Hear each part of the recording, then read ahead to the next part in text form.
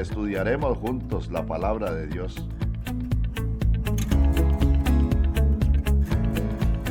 De manera expositiva haremos un recorrido en la Biblia, libro por libro, versículo por versículo, profundizando en la verdad de la palabra, aprendiendo conceptos de enseñanzas fundamentales de la sana doctrina y aplicaciones prácticas para el diario vivir. Y esta es la vida eterna, que te conozcan a ti, el único Dios verdadero, y a Jesucristo, a quien has enviado. Juan 17:3. Les comparto nuestro número de teléfono, más 506 8877 7711, y nuestro correo electrónico, vidaeternaj173@gmail.com.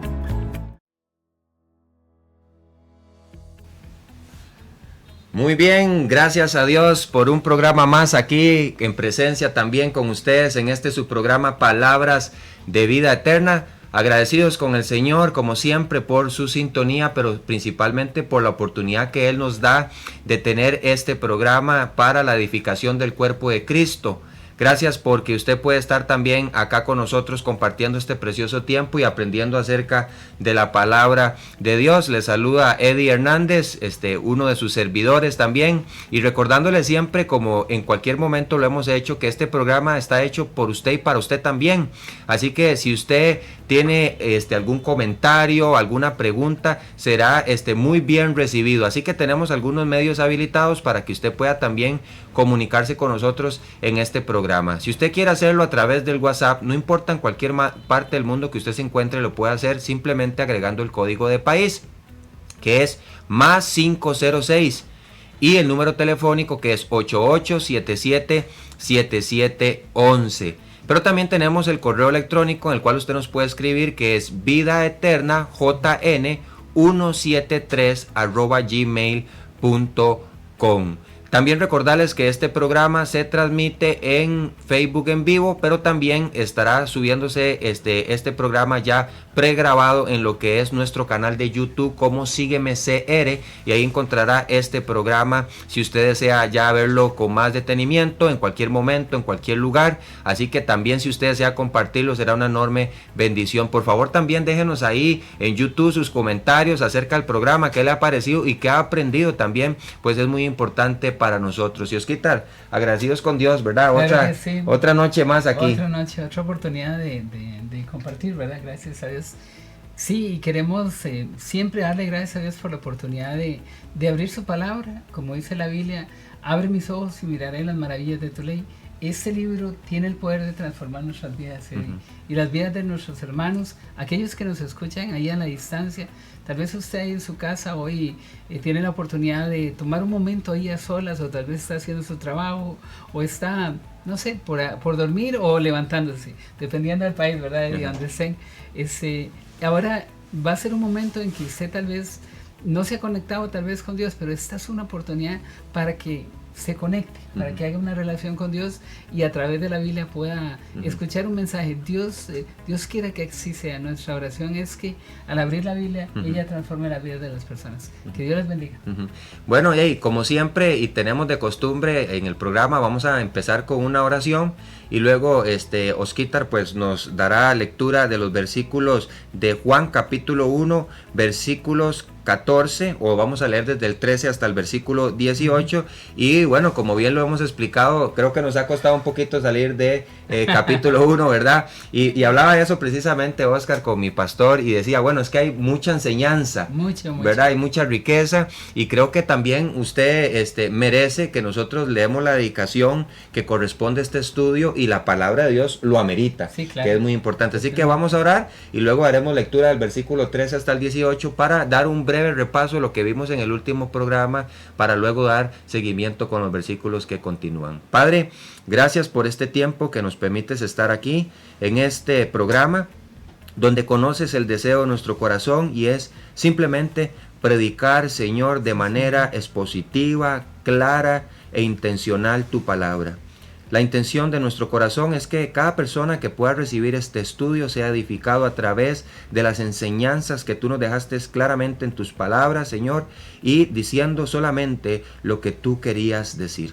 Así que pedimos que nos guíes con tu Santo Espíritu, que nos des la palabra que necesitamos para hablar con denuedo, pero principalmente centrados, enfocados y arraigados al texto bíblico, Señor, y que también permitas la iluminación y el entendimiento a aquellos que están escuchando este programa para que también, Señor, puedan madurar, enriquecerse de conocimiento, pero también, Señor, muy importante, llevar su fe a la práctica, a un diario vivir, Señor, donde se refleje tu imagen en ellos para predicarle a un mundo perdido de un Salvador tan grande como el Verbo, nuestro Señor Jesucristo, del cual hemos venido hablando en estos programas pasados, Señor. Gracias por la oportunidad que nos das de estar aquí y gracias por cada persona que está conectada con nosotros en este programa. Bendícenos y ayúdanos y toma el control de todo lo que viene hacia adelante. En tu nombre oramos, Jesús. Amén y amén. Muy bien, Osquitar, ayúdenos con la lectura del versículo 13 hasta el 18. Ok, si tiene su Biblia por ahí, dice la palabra de Dios en Juan capítulo 1, versículo 13, dice: los cuales no son engendrados de sangre, ni de voluntad de carne, ni de voluntad de varón, sino de Dios. Y aquel Verbo fue hecho carne, y habitó entre nosotros, y vimos su gloria, gloria como la del unigénito del Padre, lleno de gracia y de verdad. Jesús dio testimonio de él y clamó diciendo: este es de quien yo decía, el que viene después de mí es antes de mí, porque era primero que yo, porque de su plenitud tomamos todos, y de su gracia sobre gracia, pues la ley por medio de Moisés fue dada, pero la gracia y la verdad vinieron por medio de Jesucristo. A Dios nadie le vio jamás, el unigénito Hijo que está en el seno del Padre, Él le ha dado a conocer. Muy bien, así como leímos en estos pasajes, es importante que puntualicemos en el versículo 14, donde concluimos el programa pasado. Y hablamos del Verbo, ¿verdad? Y hablamos de la esencia de Dios mismo, ¿verdad? Su pensamiento, la expresión de su ser a través de la persona del Señor Jesucristo. Pero este Verbo que la palabra de Dios describe sin principio ni fin, que es preexistente y eterno al igual que el Padre, que también estaba cara a cara con Dios y que es Dios, este Verbo irrumpe en la humanidad y el Verbo fue hecho carne. Y lo que queremos decir es que Dios tomó forma de hombre. Y si usted recuerda, en el programa pasado utilizamos un ejemplo muy claro donde Osquitar se quita su chaqueta, me la pone a mí, en un ejemplo de cómo es que Dios mismo toma la forma de hombre, donde él no es que se hace un hombre en un porcentaje, sino que es 100% hombre, pero sin abandonar su naturaleza divina, sino que simplemente es que incorpora una naturaleza humana, y entonces Dios sigue siendo 100% Dios, pero en este caso también 100% hombre. Y hablamos también una parte muy importante, Oscar, que la palabra de Dios dice aquí en el versículo 14, dice: y aquel Verbo fue hecho carne, dice, y habitó entre nosotros. Y esta palabra habitó hacía muy especial este versículo, porque es la palabra griega eskenos, utilizada también en la Septuaginta, es decir, la traducción griega del Antiguo Testamento, para la palabra tabernáculo. Así que podríamos decir que aquel Verbo, Dios que toma forma de hombre, tabernaculizó, es decir, habitó entre nosotros. ¿Y por qué utilizo la palabra tabernaculizó? Porque es un simbolismo, una representación de que la misma manera en que el tabernáculo del Antiguo Testamento representaba la presencia de Dios en medio de su pueblo, ahora Dios en este tiempo representaba su presencia por medio de la persona del Verbo, el Señor Jesucristo. Y habitando entre nosotros, dice el versículo 14, vimos su gloria, gloria como el unigénito del Padre, lleno de gracia y de verdad. Así que hoy tenemos en continuación versículos 15 hasta el 18, que también hay mucho que decir, pero Oscar, también estuvimos hablando un poco acerca de pasajes bíblicos que fundamentan y que nos sustentan esta enseñanza, como 1 Timoteo 3:16, que habla del misterio de la piedad, que es Dios se manifestó en carne, visto entre los hombres, ¿verdad? Y entre otras cosas, grandes verdades que nos enseña este pasaje. Pero ahora, Oscar, tenemos el testimonio de Juan en el versículo 15. Y yo creo que Juan ratifica lo que hemos venido enseñando, y en este caso hablando de Juan el Bautista, ¿verdad? En cuanto a la preexistencia del verbo, pero pueda ir hacia adelante en ese versículo. Sí, correcto. Juan va a ser ahora el testigo, porque ha sido llamado para eso, para describir la misión que Dios le dio. Él fue puesto para que no como de la luz, sino venía como testimonio de la luz. Eddie, la realidad que hemos estado tocando sobre la humanidad de Cristo, yo quería hacer un pequeño recordatorio a las personas, que es que cuando Cristo se hace humano completamente. Hay pasajes tan lindos como Juan 11, y quería hacer una referencia nada más, que dice la Biblia que cuando Lázaro muere, dice la Biblia en Juan capítulo 11, versículo 34, dijo, ¿dónde le pusiste? Después de hablar con Marta y María, dice la Biblia, le dijeron, ven y ve. Y dice, Jesús lloró. Dijeron entonces los judíos, mirad cómo le amaban. Esta gente eran profesionales en el llanto. O sea, había cursos de llorón. O sea, llorón era una profesión. Y la gente sabía cuando alguien honestamente lloraba o cuando no. Y ellos podían ver en Jesús el amor que Jesús tenía. Jesús se compadeció de él y lloró. ¿Por qué lloró si él era Dios y lo iba a resucitar? Lloró por el dolor que percibía a toda la gente. Lloró por su amigo muerto. Entonces Jesús recibe junto a su humanidad todo lo que nosotros tenemos. Entonces ahora Juan va a empezar a desarrollar esto. Juan va a ser testigo de todo lo que la obra de Cristo hace, y él va a ser el testimonio o el testigo que Dios va a utilizar. Y qué importante esta parte, poder ser muy claros en cuanto a la verdadera humanidad del Señor Jesucristo. Recordemos que hay una disputa luego de la muerte, resurrección y aparición del Señor Jesucristo a sus discípulos, cuando los discípulos empiezan la obra misionera, ¿verdad? Pablo principalmente, luego después de su conversión y que tiene este encuentro personal con el Señor Jesucristo, donde él cumple todos los requisitos para ser un apóstol, ¿verdad? Esto es muy importante. Luego él empieza a combatir ciertas herejías, es decir, cosas que es una herejía, bueno, cosas que contradicen verdades de la palabra de Dios. ¿Y cuáles eran algunas de las herejías como estas? Algunos pensadores y filósofos del tiempo de Jesús, entre algunos grupos de estos, ¿verdad?, pensaban que la carne o el cuerpo humano era contaminado en sí mismo, muy depravado, y por lo tanto era imposible que Dios tomara un cuerpo humano real, y por lo tanto ellos decían que Cristo había venido en espíritu, pero no en un cuerpo humano real, sino como en una simple visualización o una forma de un cuerpo, pero manteniéndose en forma de espíritu. Y Juan, en las cartas que escribe, primera, segunda y tercera Juan, entre estas cartas también Juan vemos que combate muchas de estas cosas, Oscar, y él es muy claro que el que no confiesa que el Cristo vino en carne no es de Dios, ¿verdad? Este es el espíritu del anticristo. Y entonces, al tocar usted la parte de la humanidad de Cristo, es importante que entendamos, era 100% hombre, uno a uno, poniéndose al lado de los humanos en sentimiento, ¿verdad? En dolor, tuvo hambre, ¿verdad? Y cosas que veremos más adelante, tuvo sed, pero qué importante ver esta parte del Señor Jesucristo. Sí, Eddie, y siguiendo con lo que dice Juan dio testimonio de él. Dice, y clamó diciendo, ese es el que yo decía, el que viene antes de mí, el que viene después de mí es antes de mí, porque era primero que yo. Esta es la realidad que estás marcando. Eddie, Jesús es preexistente, y lo hemos hablado ya por mucho tiempo, pero esta preexistencia, el judío no la entendía. Para el judío, entender que Dios llegaba aquí a la tierra, como dijo usted, a poner su tabernáculo, a poner la tienda aquí en medio, era algo ajeno a ellos.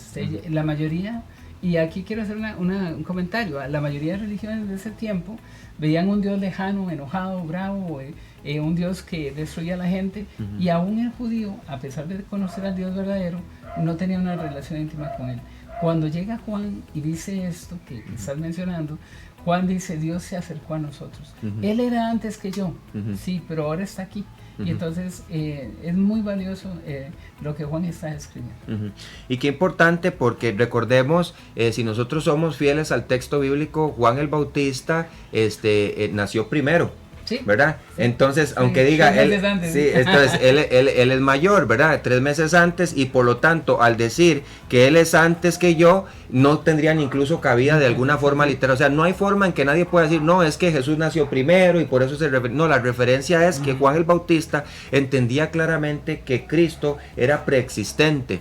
Y aquí importante porque dice Juan dio testimonio de él. ¿Y por qué es tan importante la parte donde dice Juan dio testimonio de él? Si usted va ahí a la Biblia, me gustaría que me acompañe a Mateo 14:5, ¿verdad? Y entendamos que el pueblo tenía a Juan el Bautista por profeta. Ahí en la palabra de Dios, Mateo 14:5 dice, aquí en cuanto a Juan el Bautista, dice, y Herodes quería matarle, pero temía al pueblo. ¿Por qué? Dice, porque tenían a Juan por profeta, y por lo tanto el testimonio de Juan el Bautista era válido, era un testimonio también que era confiable para aquellos que los estaban escuchando. Las declaraciones de Juan sustentan el relato bíblico del evangelio, la preexistencia de Cristo. El que viene después de mí es antes de mí, porque era primero que yo. Entonces, para quienes escuchaban esto, era claro que Juan no se refería a un asunto de edad, pues Cristo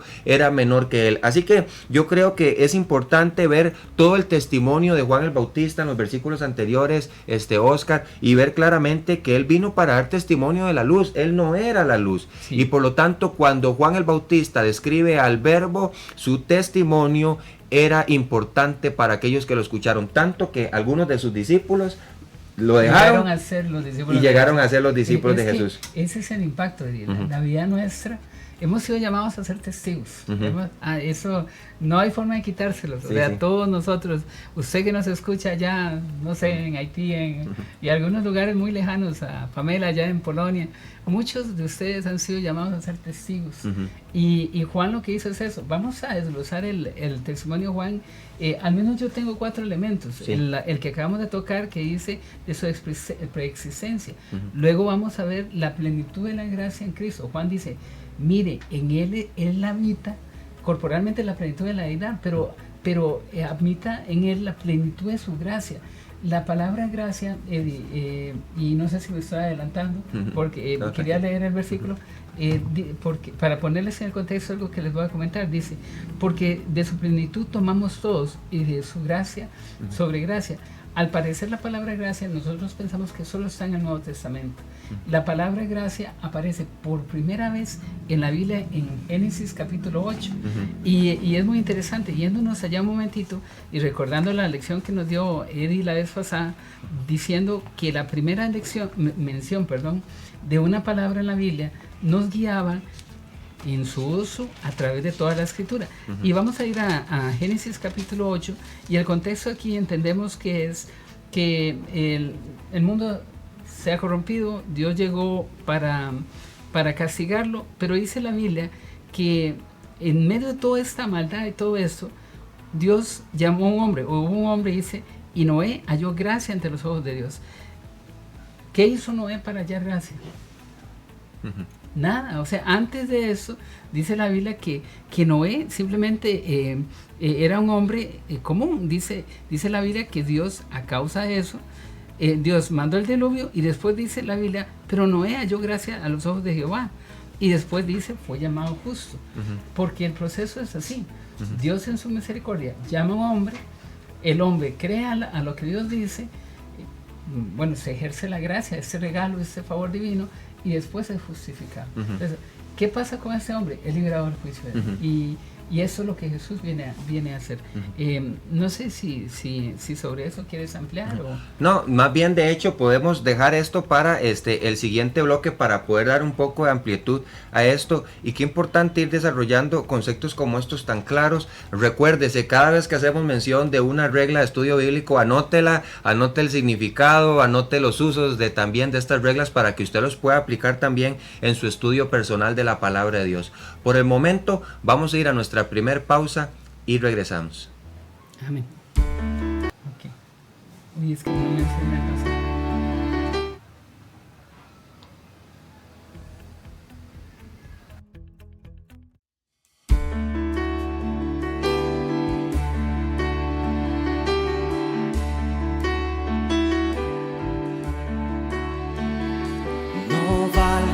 por mi posesión, ni porque fuerte sea yo, sino en el precio de su amor en la cruz. No valgo por ser muy capaz, ni por perder ni por ganar, sino en la sangre que vertió en la cruz. Redentor, tú eres mi gozo, gran tesoro, fuente de mi ser. Confiaré en él, no hay otro, mi alma satisfecha está en él.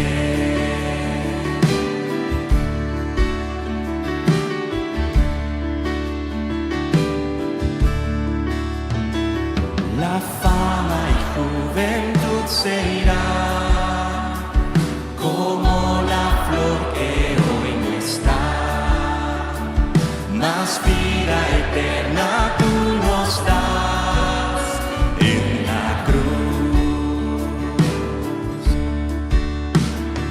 Yo no me jactaré en saber, ni en opulencia ni en poder, mas yo me jactaré en Jesús y en la cruz.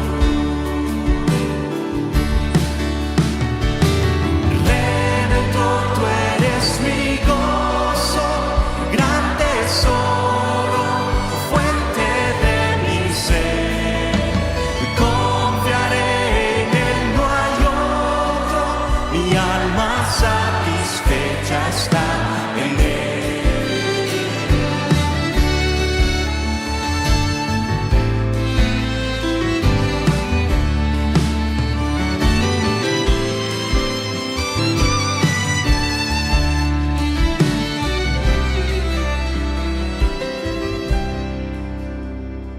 Esta verdad confieso, de dignidad indigno soy.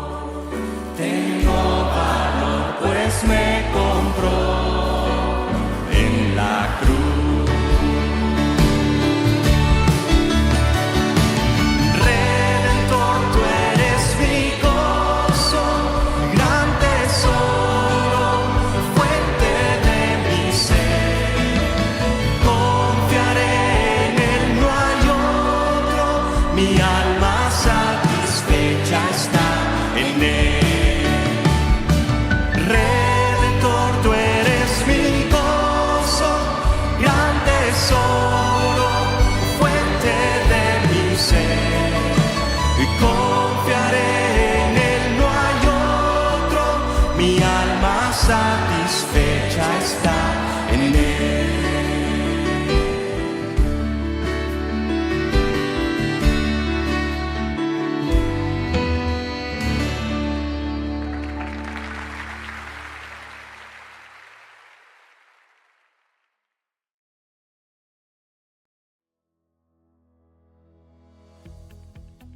Continuamos con nuestro estudio, hermanos, y para referencia, el pasaje de la primera mención de gracia está en Génesis capítulo 6, versículo 8, dice: pero Noé halló gracia ante los ojos de Jehová.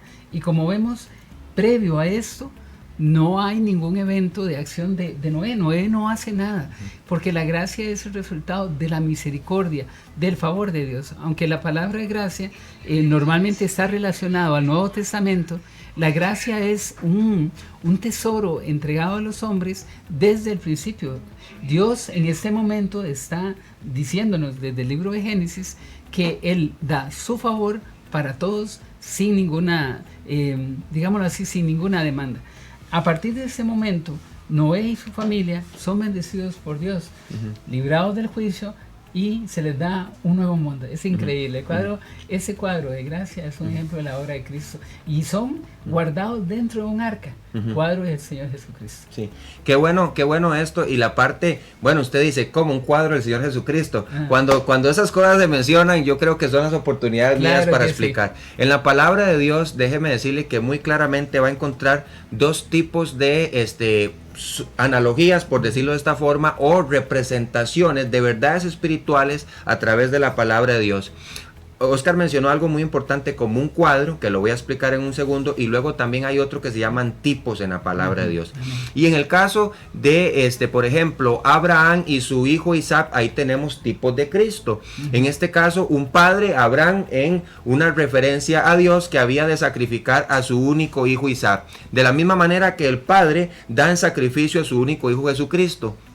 Pero estos son tipos de personas, es decir, Abraham en una representación del Padre y Isaac en una representación de Cristo. Pero ¿a qué se refiere Oscar con un cuadro? Se refiere a que toda la escena de Abraham para sacrificar a su hijo Isaac representa la misma obra de expiación que estaba haciendo el Padre a través del sacrificio del Hijo Jesucristo. Entonces vemos lo que ya Dios había determinado hacer en tiempo futuro para sacrificar a su hijo a través de la historia de Abraham y Isaac. Entonces usted en la palabra de Dios va a encontrar tipos de Jesucristo como David, ¿verdad? Como Isaac, pero también va a encontrar cuadros, es decir, escenas. Uno de los mejores tipos de Jesús se dice que es José, porque no se menciona ni un solo pecado. Y cada detalle, cada particular de la vida de José es un ejemplo de Cristo. Hijo de un padre, amado de su padre, odiado por sus hermanos, metido de la cárcel, levantado para reinar, y tiene dos sueños,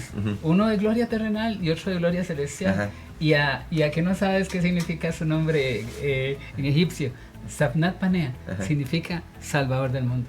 Impresionante. Se casa con una gentil. Ya no sigo, pero es una maravilla la escritura. Sí, y qué bonito desarrollar esta parte, porque una parte importante también en la historia de José es que es vendido por unas piezas de dinero, y esto es importante. Ahora, Oscar, qué bueno es que nosotros podamos ver estas cosas en la escritura, correcto, y mencionar, como dice usted también aquí en el caso de Noé, viendo la gracia. ¿Y por qué tenemos que ir hacia Noé? ¿Y por qué mencionar estas cosas? Mire lo que dice el versículo 16. Dice, porque de su plenitud tomamos todos, y gracia sobre gracia. Cuando hablamos de esta plenitud, queremos decir que todos aquellos, tanto como nosotros hoy, y los que creerán en el futuro, refiriéndose incluso a aquellos que escucharon su mensaje en este tiempo, hoy nosotros y los que vienen en el futuro gustaremos de la plenitud de Cristo. Y póngase a pensar en un momento, Dios incorpora un recipiente humano, toma forma de hombre. Imagínese Dios morando entre los hombres. Estamos hablando de la plenitud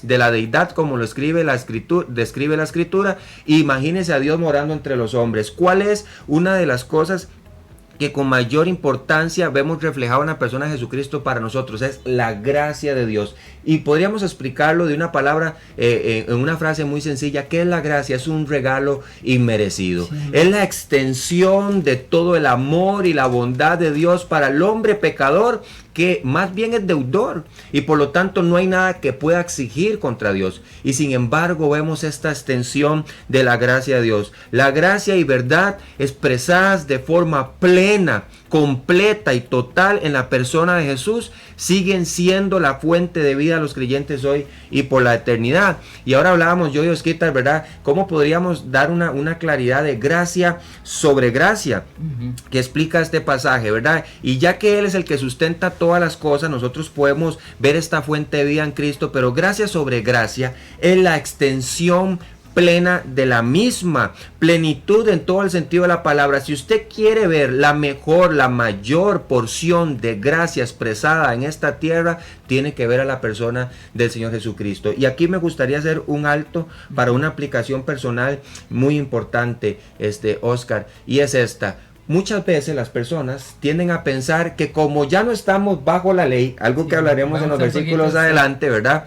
y estamos bajo la gracia, el creyente tiene la libertad de pecar y simplemente tiene como un cheque libre para venir y hacer una oración superficial a Dios, pedir perdón y seguir una vida de pecado, porque ya no estamos bajo la ley, sino bajo la gracia. Ya un montón de cosas que la ley del Señor prohibían a muchos, ya no están bajo nosotros y por lo tanto tenemos total libertad de pecar. No es esto lo que la palabra nos enseña. Cuando dice que ya no estamos bajo la ley, sino bajo la gracia, es la extensión de la plenitud de la persona de Cristo, que usted y yo éramos pecadores, enemigos de Dios, y que por medio del perdón que nos otorgó Cristo a través de su sacrificio en la cruz, usted y yo hemos sido mirados con gracia, con ojos de perdón, con ojos de bondad, pero también con ojos de misericordia. Y por lo tanto, el estar bajo la gracia significaría más bien que en nuestros corazones y en nuestras mentes haya un peso tan grande, recordando lo que Jesús pagó por usted y por mí. Y el estar bajo la gracia debería inclinarnos a vivir una vida en santidad, en devoción a Dios, en servicio, amor y piedad para Él,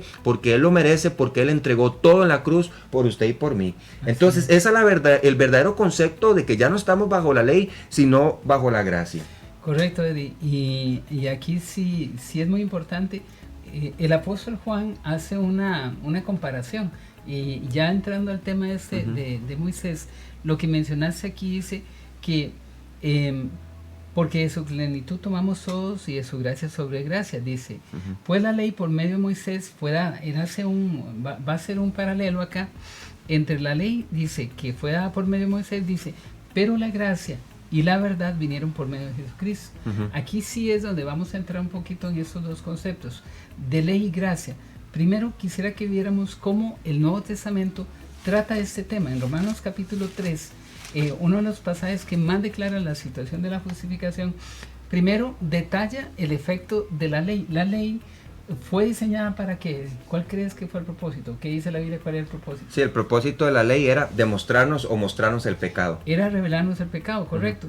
Y en Romanos capítulo 3, versículo 10, bueno, no lo sabemos de memoria, dice, como está escrito, no hay justo ni a uno, no hay quien entienda, no hay quien busque a Dios. Todos se desviaron, a una se hicieron inútiles. No hay quien haga lo bueno, no hay ni siquiera uno. Una vez descrito esto, dice versículo 19, pero sabemos que todo lo que la ley dice, lo dice a los que están bajo la ley, para que toda boca se cierre y todo el mundo quede bajo el juicio de Dios. Porque la ley encerraba a todos bajo pecado. ¿Qué era el problema? Porque la ley decía, no cometerás adulterio. Listo, o sea, todos quedan atrapados. El que se metiera en un problema está listo. Y todavía cuando Jesús llega y dice que cualquiera que mira para codiciar ya adulteró en su corazón, ¿qué es lo que hace la ley? Nos atrapa, pero no lo hace para mal. La Biblia dice que la ley es santa, justa y buena, y lo que hace es revelar el pecado. Entonces, mira, dice la Biblia entonces, ya que por las obras de la ley ningún ser humano, y aquí quisiéramos hacerlo con mucho amor. Muchos hermanos hoy creen que guardar la ley les ayudará. Pero dice la Biblia, ya que por las obras de la ley ningún ser humano será justificado delante de él, porque por medio de la ley es el conocimiento del pecado. Y entonces explica, pero ahora, aparte de la ley, no desechándola, sino como el complemento, dice, se ha manifestado la justicia de Dios testificada por medio de la ley, porque eso fue lo que hizo Jesús, cumplió las justas demandas de Dios. Dice, testificada por la ley y los profetas, la justicia de Dios por medio de la fe en Jesucristo para todos los que creen en Él, porque no hay diferencia, por cuanto todos pecaron y están destituidos de la gloria de Dios. Y termino yo diciendo, justificados gratuitamente por su gracia, mediante la redención que es en Cristo Jesús. Qué bueno, Oscar, esta parte que usted menciona, porque el versículo 17 de Juan capítulo 1 nos da una explicación muy clara de cuál era el concepto por el cual se hablaba de gracia sobre gracia. Y es que nosotros tenemos que entender que el mundo yace bajo la condenación, y esta condenación es claramente escrita por medio de la ley una vez dada por Moisés. Y algo que es importante aclarar, que usted decía, Oscar, aquí es, la pregunta es, ¿entonces la ley era mala o la ley es mala? Dice aquí Pablo en Romanos 7:7, ¿qué diremos pues? ¿La ley es pecado? En ninguna manera. pero yo no conocía el pecado sino por la ley, porque tampoco conociera la codicia si la ley no dijera no codiciarás.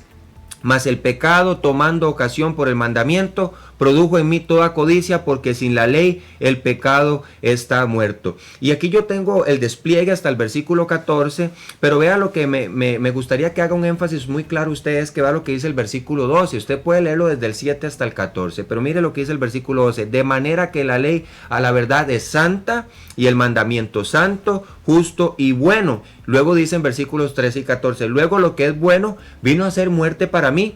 Dice en ninguna manera, sino que el pecado, para mostrarse pecado, produjo en mí la muerte por medio de lo que es bueno, a fin de que por el mandamiento el pecado llegase a ser sobremanera pecaminoso, porque sabemos que la ley es espiritual, mas yo soy carnal, vendido al pecado. ¿Cuál era el propósito de la ley? El propósito de la ley era mostrarme mi incapacidad para poder ser justificado delante de Dios por medio de una vida perfecta, la cual yo no puedo vivir, pues estoy contaminado con la semilla del pecado desde que Adán, nuestro padre terrenal, pecó. Y por lo tanto, lo explicamos en el programa pasado, todos los hombres nacen en condición de pecadores. Las personas no llegan y pecan y se convierten en pecadores, sino que pecarán porque son por naturaleza pecadores. Y yo quiero que usted entienda este concepto muy claro. Entonces, ¿cuál era el propósito de la ley, Oscar? Esto no está en las notas, pero es importante que lo podamos mencionar. Gálatas capítulo 3, así que por favor anótelo. Vemos el propósito de la ley. Dice versículo 21. Pues la ley, dice aquí, luego la ley es contraria a las promesas de Dios en ninguna manera, porque si la ley dada pudiera vivificar, la justicia fuera verdaderamente por la ley. Es decir, que si la justicia fuera por medio de las obras de la ley y los hombres estuviéramos capacitados para lograrlo, lo alcanzaríamos. Eddie, es que ese es el problema. Como mencionaste ahora, Adán, no le echo la culpa, pero Adán fue el que nos metió en esa situación. Y hice esta referencia que dijiste, vendido al pecado. ¿Quién nos vendió? Adán, al hacer esto, nos comprometió a todos bajo la condición de que éramos pecadores, y es imposible para el ser humano, aunque lo intente, guardar la ley. Por eso es que lo que vemos es que las justas demandas de Dios son demasiadas. Sí, y importante ir entendiendo, porque vea que dice aquí el versículo 22, dice, mas la escritura lo encerró todo bajo pecado, para que la promesa que es por la fe en Jesucristo fuese dada a los creyentes. Entonces dice el versículo 23 y nos especifica el propósito de la ley. Dice, pero antes que viniese la fe, estábamos, dice aquí, confinados bajo la ley, encerrados para aquella fe que iba a ser revelada, de manera que la ley ha sido nuestro ayo, nuestro tutor, nuestra guía para llevarnos a Cristo a fin de que fuésemos justificados por la fe. Y quiero que entienda esto: si el mundo yace bajo la condenación claramente descrita por medio de la ley una vez dada a Moisés, por medio de Cristo se manifiesta la redención, es la plenitud de la gracia. Versículo 17 de primer capítulo de Juan: solo por medio de la ley es al hombre manifiesto su condición de pecador, y la sentencia que enfrentará será clara en el día del juicio. No es la ley la que tiene en sí misma la maldad, como hemos explicado, sino que ella declara por ser santa, justa y buena, pues expresa la ley moral de Dios, la culpabilidad y la condición del hombre caído. Usted puede comparar esto en Romanos 1:12, versículo 14 y versículo 16. Por lo tanto, Cristo, que es mayor que Juan y que Moisés, trae la redención de esta condenación a través de la plenitud expresada en la gracia que Él trae al revelársenos a nosotros, a los hombres, y tomar forma de hombre Dios también, para darnos esta extensión de gracia a través de su persona. Qué importante es comprender cuál es la importancia de Cristo para nosotros. No nos justificamos, como dijo Oscar, por la ley, sino somos justificados a través de la fe en Jesucristo, que vivió la ley a la perfección. Correcto. Vamos a ir a nuestra segunda pausa y regresamos.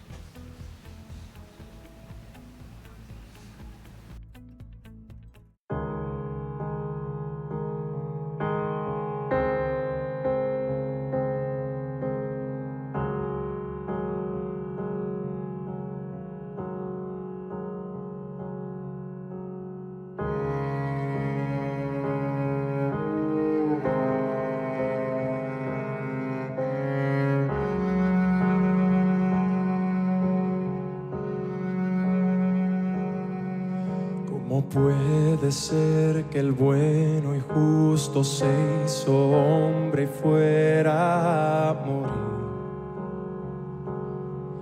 por el más vil pecador, como siendo yo su enemigo, el sufrimiento en mi lugar tomó en aquella cruz y cargó mi maldad sobre él.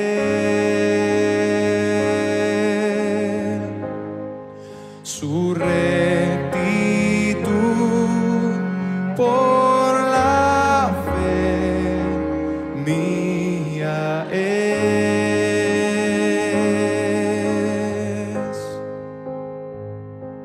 Aleluya, glorioso intercambio, oh cuán gran misterio, que por gracia salvo soy. Aleluya, gloria sea a Cristo, por su sacrificio declarado justo soy en él.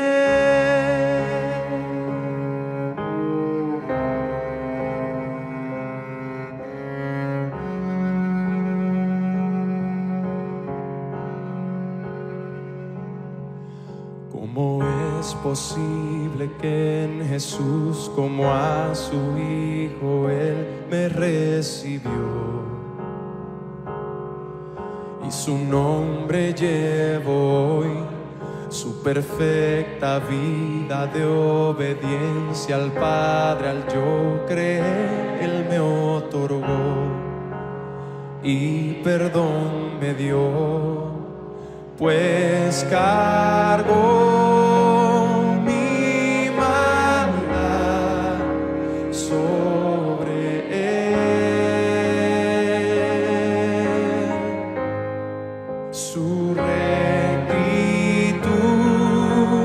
por la fe mía es.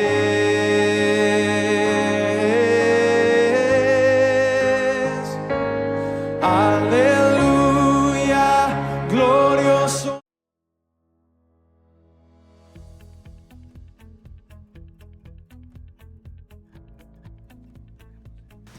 Muy bien, regresamos con este último segmento del programa y como bien usted vio, estuvimos hablando ya en este último momento del segundo segmento en cuanto a cómo vemos a través de la persona del Señor Jesucristo la extensión de la gracia de Dios por medio o a través de la persona del Señor Jesucristo. Y bueno, Oscar, ¿qué podríamos decir más acerca de esta gracia que Dios nos ha dado a través de la persona del Señor Jesucristo? Eddie, gracias a Dios porque la gracia de Dios es tan grande que incluso la Biblia tiene demasiadas palabras para poder describirlo, ¿verdad? Sí. Estábamos hablando ahora con Eddie, yo le decía, decimos esto, decimos lo otro, porque es tan vasto y quisiera entonces dar una pequeña luz al respecto. Dice la Biblia en Romanos capítulo 3, versículo 24, una vez que he establecido la no necesidad de la ley como medio de salvación, dice, siendo justificados, o sea, siendo hechos justos, dice, gratuitamente, y ese es el efecto de la gracia, dice, gratuitamente por su gracia, mediante, y viene la primera palabra, redención, que es en Cristo Jesús, y explica, a quien Dios puso como propiciación o como pago por medio de la fe en su sangre, a causa, dice, para manifestar su justicia a causa de haber pasado por alto en su paciencia los pecados pasados, con la mira de manifestar en este tiempo su justicia, a fin de que Él sea el justo y el que justifica al que es de la fe de Jesús. Entonces viene la pregunta, ¿dónde pues está la jactancia, verdad? Digamos, yo lo hice, lo logré. No, dice, queda excluida. ¿Por cuál ley? ¿Por la ley de las obras? No, sino por la ley de la fe. Y eso es increíble. Esta es una carta doctrinal y es como un abogado haciendo la presentación final. Entonces él dice, concluimos pues que el hombre justificado por la fe sin las obras de la ley. Y aquí hay dos palabras claves, y quisiera, aquí yo sé que Eddie también nos va a apoyar, pero quisiéramos hacer énfasis en esa palabra que es justificación gratuita por gracia mediante la redención que es en Cristo Jesús. Esa palabra redención, que amplía ese concepto de gracia sobre gracia, que hemos visto en el testimonio de Juan. Juan nos habla de su preexistencia, nos habla de la plenitud de su gracia, y ahora nos dice que tiene preeminencia sobre la obra de Moisés y sobre la ley. ¿Pero por qué? ¿Qué es lo que lo hace tan diferente? Es que la redención ocurre como un evento único en la vida del creyente para transformarlo eternamente. Entonces, algunos que conocen sobre términos de esto dicen que la redención, que Pablo usa aquí la palabra, hay tres acepciones o tres referencias. La primera es una acepción que dice, dando la idea como un cuadro de un montón de esclavos en el mercado. Estamos nosotros ahí sin camisa, ¿verdad? Y pasa alguien a comprarnos, pero estamos en el mercado y hay un dueño nuestro que es el pecado y la muerte. Entonces Cristo pasa y dice, ¿cuánto vale ese gordito? Sí. Entonces la ley dice, vale la justicia de Dios. Imposible para cualquiera comprarlo. Pero entonces Jesús dice, yo pago. Y lo primero que hace es que paga el precio del esclavo. Eso me convierte ya en esclavo de Cristo. Pero la segunda palabra que hace referencia es, dice, bueno, aquí voy a hacer referencia de esa, que es exagorazo, que es exagorazo. Que lo saca de ágora, es mercado. Él llega y dice, ok, eres mi esclavo, pero ya no te voy a poner más en venta. Y entonces lo saca del mercado, y ahora eres mío y nadie más se va a comprar. Extraordinario eso. Y después hay otra, que es Lutros, no conozco bien. Apolutrosis, que es que lo deja libre. O sea, es como alguien que llega, soy esclavo, me compra, me saca del mercado, ya no estoy en venta y me deja en libertad. Hay una ilustración muy linda sobre la vida de Abraham Lincoln en ese periodo de la emancipación de los esclavos en Estados Unidos. Terrible esa etapa de la historia, pero mencionan que Abraham Lincoln tenía la costumbre de ir a los mercados de esclavos a comprar esclavos. Y hay una oportunidad en que va y compra a una mujer. Entonces la mujer, cuando le compra, seguro dice en la narración que ella iba pensando, ya este hombre va a abusar de mí otra vez, qué barbaridad. En el camino, llegando cerca a su hogar, él le dice a ella, eres libre. Y entonces ella dice, ¿libre? ¿Cómo libre? Y dice, sí, eres libre. Libre para decir lo que quiera. Sí. Libre para ir donde quiera. Sí, libre para ir donde quiera. Libre para hacer lo que quiera. Sí. Entonces lo que quiero hacer es estar con usted. Entonces, esto debería ser nuestra actitud de verdad, alguien llegó, me compró a mí, pagó el precio más alto. Me pagó mi precio, ¿verdad? Ya ahora no le pertenezco a mi antiguo dueño, que era el diablo o el pecado. Me libró para que nunca más se subiera en venta, y ahora me dio libertad. ¿Cómo no servirle? Sí, qué lindo esta explicación y los términos. De verdad que la riqueza del idioma griego, nosotros tenemos una palabra, simplemente liberación, pero en el contexto del idioma griego tenían, como dice Oscar, teníamos distintas palabras para expresar tal vez una verdad con mayor profundidad o distintas etapas de una verdad expresada en cuanto a apulotrosis, ¿verdad? Que era la idea de pagar el precio de la libertad con el propósito de dejarnos libres, no con el propósito simplemente de comprar y asirse del esclavo. Y este mismo concepto que Oscar expresa ahorita lo veíamos claramente también en el Antiguo Testamento, cuando aquel cumplía ya con su parte, ¿verdad? También del pago, o venía el tiempo del año de la liberación, ¿verdad? Podía decir, es que quiero quedarme contigo, o daban la oreja del siervo, ¿verdad? O del esclavo, y se quedaban con su amo, en este caso. Y yo pensaba en eso, ¿verdad? Y qué bonito, porque esta mujer, Oscar, para ir también dando una parte de una aplicación práctica, porque esta mujer llega y dice, soy libre. póngase a pensar en un momento en un sentido lógico. Después de ser mucho tiempo esclavo y que le otorguen la libertad, yo saldría corriendo y iría a hacer todas mis cosas. Pero ¿por qué esta persona, cuando se le dice que es totalmente libre, dice, yo quiero quedarme contigo? Es porque fue claramente en ella que este hombre no era como todos los hombres. Sí. Había una expresión de bondad, porque fue y pagó por ella para dejarla en libertad. Entonces dijo, esto no es como cualquier persona. Ahora, la comparación es totalmente pobre y jamás alcanzará la comparación con Cristo. Pero cuando hemos sido libertados de la esclavitud del pecado, cuando vemos lo que Cristo ha hecho por nosotros, simplemente volvemos a ver al gran bondadoso Salvador que tenemos y decimos, Señor, yo quiero estar contigo. Sí. Y yo en esta parte, para también ir ya también cerrando con el programa, que gracias a Dios, hoy sí llegamos, Osquita, al versículo 18 y queremos avanzar, ¿verdad? También con ustedes. El versículo 18 dice, a Dios nadie le vio jamás, el unigénito Hijo que está en el seno del Padre, Él le ha dado a conocer. Y pudieron los profetas y santos hombres de Dios tener un encuentro con Dios, Oscar, pero fueron por medio de una teofanía. Y esto lo podemos ver incluso ahí en Génesis capítulo 18, pasajes muy claros, como después dice aquí 18:1, le apareció Jehová en el encinar de Manre, estando él sentado a la puerta de su tienda en el calor del día, y esto era Abraham. Vemos manifestaciones de la persona de Dios, que esto se conoce como una teofanía, es decir, una aparición de Dios en el Antiguo Testamento, pero no su esencia en realidad como era, porque sabemos que Dios es espíritu. Dios es espíritu, pero recuerden la presencia de Dios en el monte, todos tuvieron temor. Claro.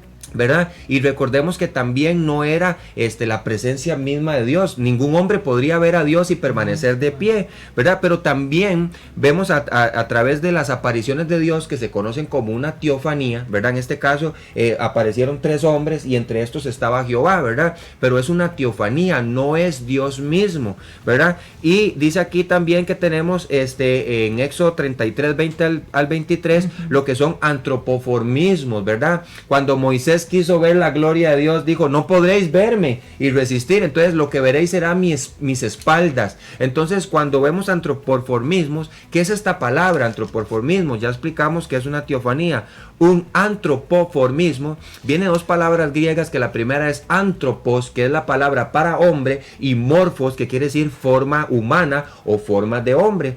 Vemos manifestaciones en la palabra de Dios como el dedo de Dios, las espaldas de Dios, el ojo de Dios, etcétera, etcétera, etcétera. Entonces, la palabra utiliza términos humanos para explicarnos conceptos espirituales de gran peso y profundidad.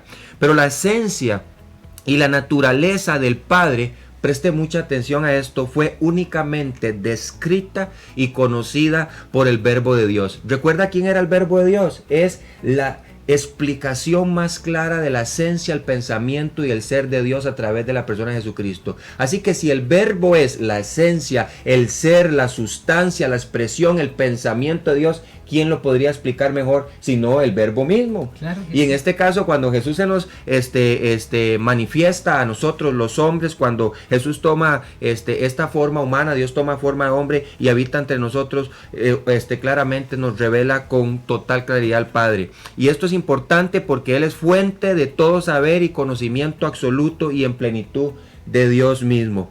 Aunque vemos claramente estos encuentros en el antiguo pacto, ningún hombre podría haber manifestado en total y absoluta comprensión la esencia de Dios como lo dio a conocer el Hijo. Así que la pregunta más importante para usted y para mí en esta noche es, ¿quiere usted conocer al Dios verdadero? Hay solo un lugar donde usted puede recurrir para conocerlo y tiene un nombre de una persona. Y esa persona es Oscar. Jesucristo. Así claramente. Así que, Oscar, a mí me gustaría ir cerrando este programa, empezar un poco en esto. Oscar, vimos que Dios toma forma de hombre con un propósito. Es ponerse al igual que el hombre, que la creación que le había creado, viendo su condenación, viendo su lugar por causa del pecado. Y Oscar, entonces Dios, como ningún otro Dios descrito incluso por los griegos de su tiempo, es totalmente diferente. ¿Cómo podríamos decir? Se pone al lado del hombre, se apiada del hombre, se humilla para acercarse a una simple criatura con un propósito mayor del que podríamos imaginar. Es perdonarnos, libertarnos, pero también darnos vida eterna y permanencia eterna a su lado luego de que después de que todas estas cosas pasen. Así que, Oscar, yo creo que podríamos cerrar esta noche predicando el evangelio. Ya usted conoce la ley.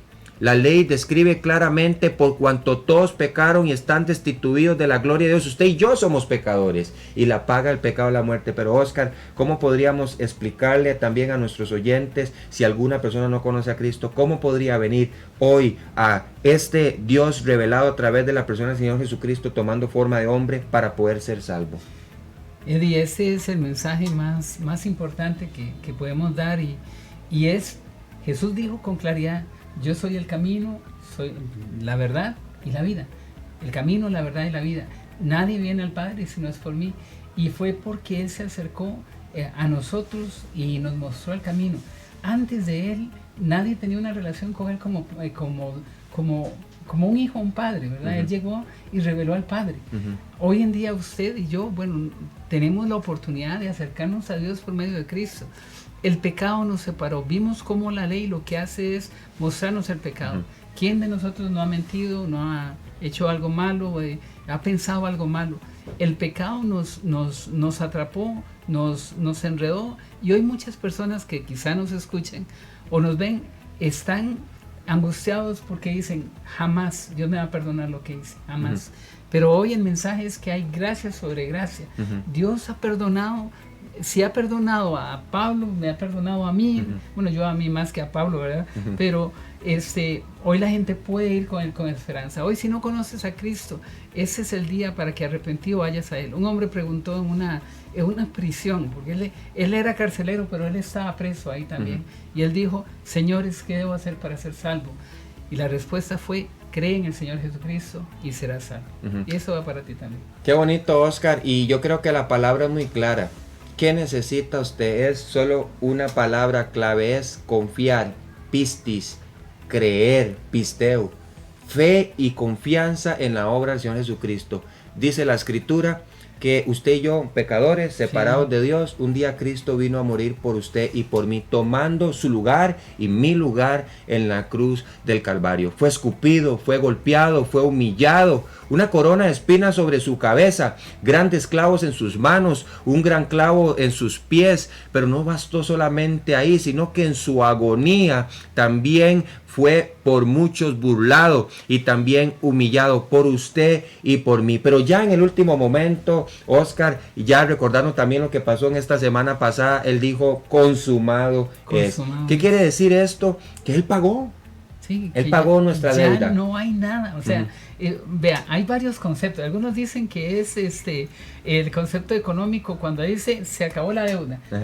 Hay uno más profundo, que es que la palabra que usó ahí, que bueno, tetelestai o la palabra que se traduce al hebreo, quemado del todo. Es como si yo hubiera dicho: el holocausto ha sido consumido. Y el holocausto era aquella señal de que Dios daba al hombre la oportunidad de ser perdonado a través de un cordero. Cristo ahí en la cruz sufrió la ira de Dios, fue consumido por nuestro pecado. Y la obra terminó. Y qué importante, porque en este caso quiere decir que si usted y yo éramos deudores y enemigos de Dios, a través de la fe y la confianza en lo que hizo Jesús en la cruz, su deuda ha sido saldada. Amén. Pero también, como dice Oscar, ha sido consumida por completo y ha desaparecido. En el Antiguo Testamento el concepto era capar, cubrir los pecados, pero cuando vino Cristo los eliminó por completo. Así que si usted tiene un pecado que piense que es muy grande como para ser perdonado, déjeme decirle que para Cristo no hay límites. Y si usted cree que su pecado es muy pequeño como para no ser tomado en cuenta, la más pequeña de las mentiras fue suficiente para llevar a Cristo al madero. Ahora, si usted vuelve a ver a Dios a través de este mensaje y cree que Él está llamando a una actitud de arrepentimiento, es decir, un cambio de mente en cuanto a abandonar la vida de pecado y volver sus ojos hacia Él y reconocer que sí, usted está en condición de pecador como lo estamos todos los hombres y que necesita un Salvador, usted está en el punto correcto. Mire a Cristo y dígale: Señor, reconozco que soy un pecador, que he pecado contra ti. pero también creo que tú en esa cruz estuviste pagando cada uno de mis pecados, pasados, presentes y futuros. Pero también muy importante, recuerde que el Señor Jesucristo resucitó al tercer día, que es la severidad, la seguridad de que su mensaje es verdad, y por lo tanto usted puede confiar en que Él tiene el perdón de sus pecados también, pero también puede darle vida eterna. Y si usted cree y usted dice: Señor, yo creo que tú resucitaste al tercer día y hoy te quiero recibir como mi único y suficiente y salvador personal, usted tendrá perdón de pecados y vida eterna. Así que lo invito a tomar esta decisión por Cristo, por gracia, por medio de la fe, y le aseguro que la promesa, la palabra de Dios, si usted muriera hoy, estaría en su presencia por toda la eternidad, no por su justicia, no por causa de que usted sea menos o más bueno, sino porque Cristo pagó su deuda, vivió la vida que usted no pudo vivir, y Él le ha dado vida eterna a través de su obra en la cruz del Calvario.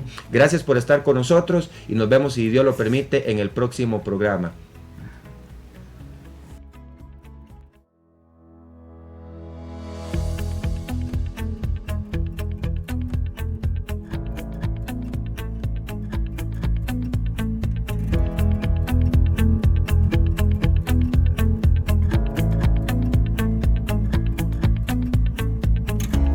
Gracias por su compañía en Palabras de Vida Eterna.